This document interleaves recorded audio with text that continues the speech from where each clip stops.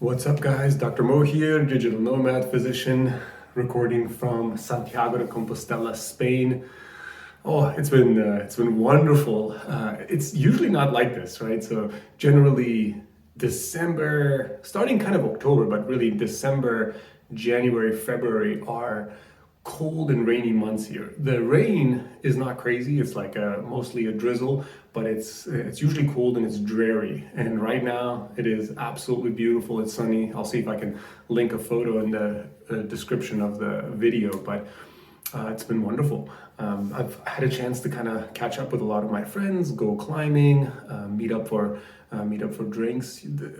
Santiago de Compostela, the culture here is unique in the sense that people work, but they rarely work on weekends. They sort of get their work done and out of the way, and then the rest of the time they're socializing, they're getting together with people, they're meeting up after work. It's not like you go home and well, for the majority of people, they don't go home and watch Netflix or go home and order food in. Usually they go out and socialize. And I think this is the kind of culture that is exciting when you want to make a lot of friends and you want to get to know the culture, because you get in and people are just together. Like last night I was walking around and the bars and streets were packed. I mean, now it was a Thursday, today's a Friday, and usually Thursday night, Friday night, Saturday night, those are kind of pretty big, busy nights for a lot of bars and restaurants and stuff like that. So, well, now that I'm here and I'm in Santiago de Compostela, I thought this would be sort of a good relevant video to create for my physician audience, obviously. Now, this channel is sort of about everything. This channel is a little bit about what I do, how I do things, my life, rock climbing, food, cooking, traveling, and everything. But the majority of what I'm focused on is really just exploring my medical career, and that's what this is sort of all about. It's all intertwined. I have a story for you. So back when I was in Kaiser Permanente, it was 2013, 2014, and I had already started working at Kaiser Permanente in San Diego. A friend of mine who is an orthopedist at Kaiser had a colleague, and we had hung out with him a few times, and this person had built up a website on their own, kind of a website regarding pain management, orthopedics, not so much pain as in like the traditional like opioids and giving medications. It was mostly like kind of an informative site about joints and orthopedics and everything. And he had built this website while working at Kaiser full time. And it wasn't something that was okay with Kaiser Permanente, very understandably so, because there's a bit of competition. So Kaiser used the excuse that, yay, we're thinking of creating something like this in the future, and this could interfere with what we're trying to create. So for that reason, we ask that you take the website down or that you leave Kaiser. And obviously they didn't want him leaving Kaiser because he was a specialized orthopedist at Kaiser, and I didn't think he would. It was really just like, hey, please take this down, or like stop putting effort into it. He had been so busy building this site, and it was such a passion project of his, that he didn't think he could make money from it. But then he kind of ran some numbers and he realized, like, I actually can make more money from this site than I can at Kaiser, and this is something that I'm more passionate about. And he left it. He left it. And it's interesting because his life was the story to get there was very interesting. His brother was also an orthopedic surgeon, and his brother was kind of working on management of back pain without surgery, even though he's a spine surgeon, and they had written a book together, so he had spent some time exploring that. He realized he really wasn't a big author. He had always encouraged his wife to sort of do arts and things like that, and she now has a thriving art studio where she sells her art directly to the consumers. She's directly to the consumers that she's found over the years that like her style of art. And I love her art. I think it's beautiful. I wouldn't pay the money right now, but I think it's wonderful. So the reason I told you this story is because this person, this physician, sort of figured out what it is that they want to do and where they should go. But they only figured it out because they experimented a lot. And I think that's one thing that we as physicians just sort of have to understand. A time will come for everyone, whether you're a family medicine doctor or orthopedic surgeon, pathologist or whatever, a time will come when you just don't you are no longer passionate about what you're doing, when it becomes sort of a routine. And why does it become that way? Because we as human beings keep changing, but our jobs usually don't, especially in healthcare, where everything is on this train track, right? It's going down one path: diagnosis, treatment, and reimbursement. And it's sort of just continuing the same thing over and over. And at some point, you're like, I'm not learning anything. I'm not making a difference in my patients' lives.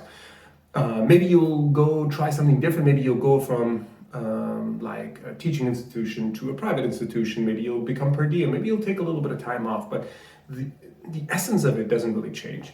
And so some of you will find yourself here on my on my blog, on my podcast, on this YouTube channel, and you're gonna wonder like, hey, maybe there is something different. Maybe there is something else I can do. And that's what I thought back in 2012. Initially, it was sort of like, let me become financially independent. I did. And then, okay, now what do I do? And I had a lot of interest. I had pursued a lot of different things. I mean, you name it. I had auto mechanic shop. I had small business on the side. I was consulting a little bit. I was doing some telemedicine. I was writing stuff online. I was sending articles to newspapers and magazines and getting some stuff published. And I think the reason I was able to find finally what I really was passionate about, which is healthcare consulting, really, that's the majority of what I spend my time doing, even though it's not a lot, it's not a big chunk of time, but it earns me the majority of my income. And I was able to figure out what I liked and what I wanted to do because I experimented. And that is sort of the key, I'll say, for the majority of us physicians, is having to experiment with different things. It's not just a MD license or DO license that you have. That is sort of meaningless because it can be taken away from you. It got taken away from me in 2018 by the Oregon Medical Board, and in reciprocation, California took it away, and then Washington didn't take it away, but Washington also punished me. And neither Washington nor California did any kind of investigation. They just said, well, Oregon did an investigation, so based on that, we'll just punish you as well. Interesting. And I think when that can be taken away so easily from you, you sort of recognize that there is, the value is in something else. It's definitely not the license. The value is in the knowledge that you have. And when I look back at my career from 2009 when I finished residency, what I loved the most, what I always enjoyed the most about medicine is that it was challenging, and I learned a lot, and I could change with it. And I could kind of use it to my own advantage so that I can be excited, but I could also see a difference in my patients. That stopped. Somewhere in 2012, 2013, I started realizing like I'm sort of just going through the motions. I get a CT scan for any kidney stone. I give a Toradol shot for a migraine. Maybe I'll put them on Topamax for long-term migraine prevention. And then I tell patients that, hey, you cannot go on HRT or ERT for menopause symptoms. No, we don't give it. It's risky, and you're gonna get a heart attack and cancer and stuff. And so I'm like, that's not exciting. That's just no longer something that I want to do. When I started realizing that, I definitely said, I want to go back to what I really enjoyed. I want to go back to what was so exciting to me. The excitement of picking up new shifts in different clinics. That was kind of like my per diem lifestyle, my locums, my moonlighting lifestyle when I was in residency. The excitement of being in an urgent care, working with new staff, and like patient comes in for a UTI, you treat them, and they're so happy, they're so grateful. They have a really bad peritonsillar abscess, and you give them the steroids, you give them the IV fluids, you give them the antibiotics, and they're just so much better. So I wanted to maintain that. I didn't want to lose that. And a part of me did blame medicine, but then I realized there is so much more to medicine. And then I started getting into data science and health informatics. And I started realizing that you can consult and you can share your information. You can find different clients. It doesn't always have to be the patient. I always thought medicine is delivered by the physician to the patient. The patient is the end consumer, but that is wrong. That is wrong. I can have other physicians like you guys be my end consumer. So for 2.5 years, I was selling courses on my digitalnomadphysician.com website, and I made a lot of money off of it. I made really good money off of it. I was selling these courses to other physicians. You want to learn how to be a telemedicine physician back in the day when nobody was a telemedicine physician? Do you want to learn how to do a better job in telemedicine so that you can get higher patient satisfaction scores, so that you can be much faster in telemedicine? And then for physicians who are just new to telemedicine, like how do you manage this disease, that diagnosis, that diagnosis? So I was able to change my consumer. So the point of all this is that there is a lot of experimentation that you have to do to find what you like. And don't be afraid to experiment. Don't be afraid to go out there and do it. Because when you look at somebody now who's created this really successful website, like going back to my orthopedic buddy, who created this wonderful orthopedic website that is information content for the patient, and he's making just as much money as he was as an orthopedic surgeon, and he still does some moonlighting in orthopedics. He found that because he experimented with so many different things. And if you just stay in this pocket that you're at, you might one day find yourself feeling even more claustrophobic, feeling that there's absolutely no opportunity for you, especially how quickly things change. Now, do you have to learn about Web 3.0 or whatever else, and blockchain technology just so you can stay up to date? No, but you do have to learn about starting your own platform and business and brand online, because that's already been happening for a long time. Now, my first website that I had was in high school. The first website I ever built, I was in high school, and it was on GeoCities. And I started back then recognizing that, hey, these things that are happening behind closed doors, sort of in this niche population, like content like Reddit, Quora, all this stuff is happening in even the blogs. Blogs initially were nothing. I started back in 2014 and I did podcasting in 2015. These were not on everybody's radar. Now they're starting to be on everybody's radar, but they're still not on everybody's radar. Just now we're starting to send voice messages on WhatsApp when some people are still texting, but the future is probably going to be voice technology. The future is not going to be us interacting with our fingers on any kind of platform. And I think understanding this a little bit can put you in a position where you can help a lot of your patients.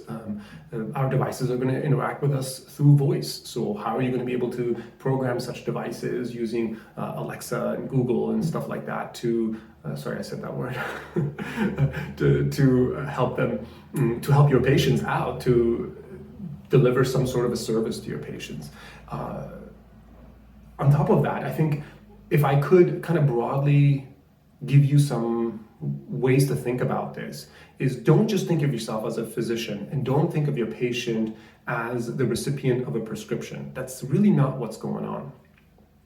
A patient goes to the doctor for two reasons. One, they have health insurance and they're sick and they want to go. Another one is some wheels started turning in their head and they're like, I don't want to get this disease. I want to be healthy and I want to find someone who can help me with this.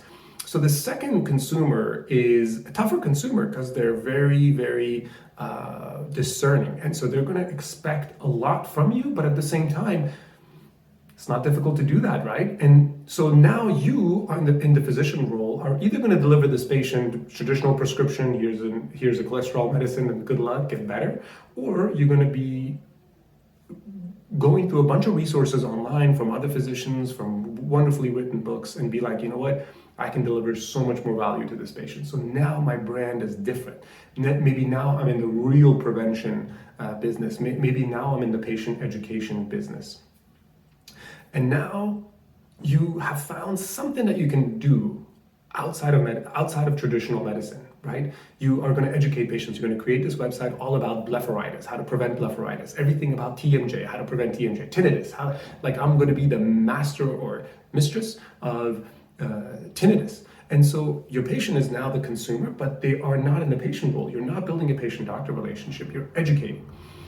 On the same education front, I want you to think about who could be your audience. You could teach CEOs, you could teach CMOs, you could teach anybody, right? For example, if you are an obstetrician gynecologist and you understand women's health and you understand maybe pain in women and pelvic pain and chronic pelvic pain, pelvic congestion syndrome and all this other stuff, post-surgery, post-op, what information can you put together? What educational material can you put together for healthcare startups, for chief medical officers, for CEOs and CFOs that can help them create better products, more more effective products, right? So now suddenly your audience changes.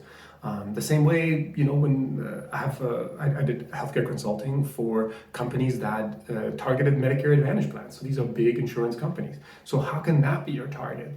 And the key is to experiment. The key is to just go on LinkedIn, go on Indeed, look at all the different jobs for physicians, use different keywords from healthcare, clinical, physician, and see what jobs are available. From utilization management review to chart review to teaching to education to patient empowerment to medical science liaisons to the kind of work that physicians do for NASA and for healthcare startups. These are all the different things that are out there. You could be the pocket consultant for multiple law groups, right? You could be the physician who reviews all the blog posts that different websites create, and you put your name on there, you stamp it, and you say, this is good, this is clean, I would add this, I would add that. Now for me, I've tried almost every one of these, and I think it's been really wonderful to experiment with all of this. And what it showed me is how many opportunities are out there, how many different things are out there. But unless you test it out, unless you actually do it, you will not know. And you don't have to make it big. So I do a lot of physician coaching, let's call it, career coaching, career consulting. And so other physicians pay me a good amount of money. And for that, they ask me, hey, I'm thinking about this, I'm thinking about that. Tomorrow I'm thinking about this. Yesterday I was thinking about that. Like they're constantly moving around and changing things, which is great. But it's like for every single one of these things you're thinking about, you have to take a certain step. I'm thinking about starting my own online gynecology practice. So me and her talked, and she decided that she wanted to start a website and just figure it out. But she's like, no, I'm not really going to go through the process. I just kind of want to do it. No, you got to start a website. So we picked the name. She reserved the website on SiteGround, and then she actually started advertising what kind of things she does with patients, the educational material. She started publishing blog posts. And it just rolled from there. And she's like, oh my God, I could do this and I could do this and I could do that. Then she lost interest. For a few weeks, she lost interest. My consulting goes over a year. You pay me a certain amount of money. Over this year, we work together, however many hours it takes. And we work on different things. Then she started all of a sudden applying to this telemedicine company because she's like, hey, this stuff is good and I could teach this on telemedicine. And she's like, I could start my own telemedicine. And then she found a teaching job online for a university in Dubai or something, and they needed a female gynecologist. So the point is, when you actually do it, when you go through the process, you learn a ton of stuff.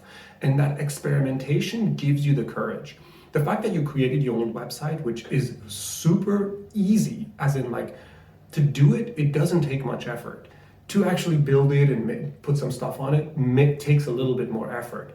And you kind of have to do some parts yourself to understand it, or you can always hire people to do it for you, but you still got to be involved so that you actually have a really good result in the end. But that process cleanses your system. It gives you this, it empowers you to feel like there are so many opportunities out there. There are so many things you can do with your medical degree. And then you start kind of just, the world opens up to you, because all of a sudden you're like, oh my God, I could actually go to Mexico in a border town or in a nice town, and I could open my own practice. I can learn a bit of Spanish. I can say I'm a physician from the United States, and I will treat your disease based on the highest standards possible. And you could build this clinic that stands out 10 miles away. You could build a small hospital. You could do whatever you want. You could make a lot of money serving people who have a lot of money who wouldn't otherwise have the access. Philippines is a great example. Thailand is a great example. These are places where people go for medical tourism. And building something that unique, that great, is just, it doesn't exist. It's not there. It's definitely not enough. And not personal, right? Sometimes you go to this big business and you're like, oh, I don't know if they're going to be good. Like the dental practice looks really nice, but I don't know if it's going to be good. Well, you're a physician. You could hire a dentist in Mexico, a really good dentist that you've gone to, and say, hey, look, I'm going to build you a very different clinic. This is going to be really, really unique. And you're going to service this clientele, and we're going to charge this much money. And I'm going to pay you this much money. The reason you start thinking about this is because you realize, like, oh my God, like it's no longer the doctor and the insurance company and the patient who has the insurance that can have this connection. All of a sudden, I can reach anyone. I can choose the patient I want to choose. I can right? There's a patient who has the typical type of health insurance and they don't generally care about their health. It's not that they don't care about their health that much, they don't really know how to express how they care about their health. They're still deciding whether they want to be on an ACE inhibitor versus a statin, and whether they want to be on this statin versus that statin. And then you got a patient who's already knows that there's nothing that a statin or an ACE inhibitor is going to do for their blood pressure and heart risk disease, and they're trying to figure out like what's their insulin sensitivity, what's their insulin resistance.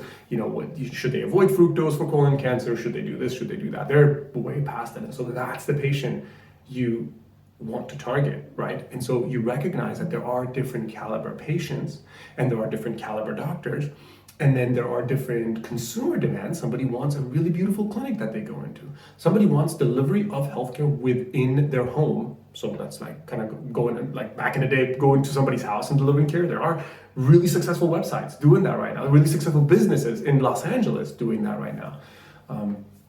I think that experimentation just shows you a lot of stuff. For me, one of the most important things was being able to travel. I didn't want to be stuck in one particular zip code. Now that I've kind of traveled a lot and bought a house here in Santiago Compostela, bought a house in Portland, Oregon, been living in Mexico, planning on going to Iran soon. Now that I've done a lot of this stuff, I find that I'm okay. I'm like, actually, there are so many things I love doing. I could be okay being in one place and just settling down and doing my work there. But now I have more options. There are more things that I know how to do. So now I'm comfortable if I felt locked in one place. I know that I wouldn't have to have a 9-to-5 job that doesn't allow me any vacation or any break to leave for an extended period of time. Anyway, so that's a bit of information. Do check out the website. I think the digital it's called digitalnomadphysician.com. My website is really where I have a lot of good content. It's stuff dating back for a long time. So there's a lot you can learn about, from being completely remote, which is all I care about. I want to be remote. I don't want to have any tie down anywhere. Being able to find jobs remotely, being able to work remotely, to starting your own business, starting your own brick and mortar practice, to creating digital products like the courses that I told you about, and selling those online for $25 a pop or $500 a pop, to consulting, to everything else. So let me know what you guys think. You can email me, drmo@digitalnomadphysician.com, or check out the website. Take care, guys. Peace.